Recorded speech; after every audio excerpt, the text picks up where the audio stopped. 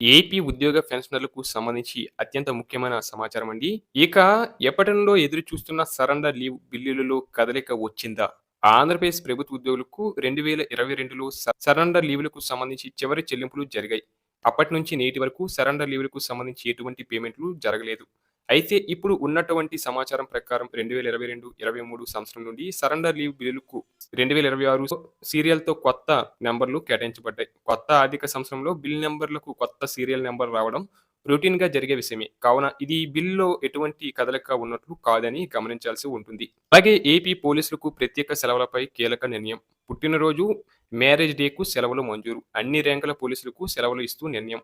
Unit అధికారులు తప్పనిసరిగా అమలు చేయాలన్న డీజీ.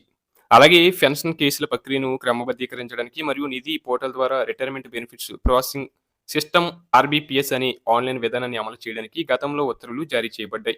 ఈ ఆర్బీపీఎస్ విధానం తక్షణమే అమల్లోకి వస్తుందని మరియు ఇకపై అన్ని పెన్షన్ ప్రతిపాదనలు ఈ వ్యవస్థ ద్వారానే ప్రాసెస్ చేయబడాలని గత ఉత్తర్వులో పేర్కొనడం జరిగింది. అయితే ఈ విధానం అమల్లోకి వచ్చిన తేదీ నాటికి కొన్ని పెన్షన్ ప్రతిపాదనలు డీడీఓ కార్యాలయ అధిపతి, పెన్షన్ మంజూరు అధికారి వంటి వివిధ స్థాయిలలో పరిశీలనలో ఉన్నాయి. అటువంటి ఉద్యోగులు మళ్ళీ దరఖాస్తు చేసుకోవడంలో ఎలాంటి ఇబ్బందులు పడకూడదనే ఉద్దేశంతో ఏఈ వారు ఇప్పటివరకు కాగితం ఆధారిత దరఖాస్తులను అనుమతి ఇస్తూ వచ్చారు. ఆంధ్రప్రదేశ్ విజయవాడలోని ప్రిన్సిపల్ అకౌంటెంట్ జనరల్ కార్యాలయంలో మార్చి 10, 2026న జరిగిన సమావేశంలో ఆర్బీపీఎస్ విధానాన్ని పూర్తి స్థాయిలో అవలంబించడానికి వీలుగా భౌతిక పెన్షన్ ప్రతిపాదనలు సమర్పణ నిలిపివేయడానికి ఒక గడువు తేదీని నిర్ణయించాలని ప్రతిపాదించారు. ఇక ఏప్రిల్ 30, 2026 వరకు భౌతిక ప్రతిపాదనలు అంగీకరిస్తారు. మే 1, 2026 నుండి నిధి పోర్టల్ ద్వారానే పెన్షన్ ప్రతిపాదనలు పంపాల్సి ఉంటుంది.